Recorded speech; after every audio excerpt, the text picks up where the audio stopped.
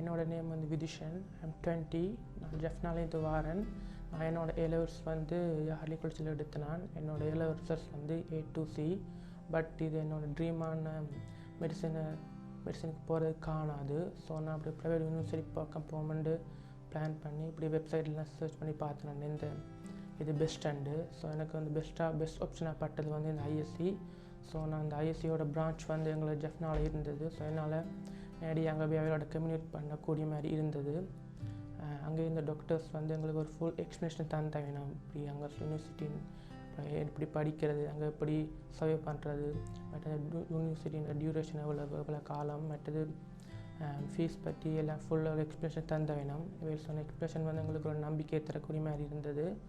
So நான் என்னோடய ட்ரீமை continue பண்ணுறதுக்கு இந்த ஐஎஸ்சியோட சேர்ந்து பயணிக்கலாம்னு நினச்சேன் நான். தென் அவையில் வந்து எங்களோட ஃப்ரெண்ட்லியாக கதைச்சயணும். தென் எங்கள் தமிழ்லேயே எல்லாமே எங்களோட கதைச்சயணும். இந்த செப்டம்பர் வந்து பெலாரஸ் ஸ்டேட் மெடிக்கல் யூனிவர்சிட்டிக்கு இந்த இன்டேக் இருக்குது. ஸோ நான் அதுக்கு போகிறேன். அதுக்கு வந்து ஃபுல் சப்போர்ட்டாக இருந்தது இந்த ஐஎஸ்சி தான்.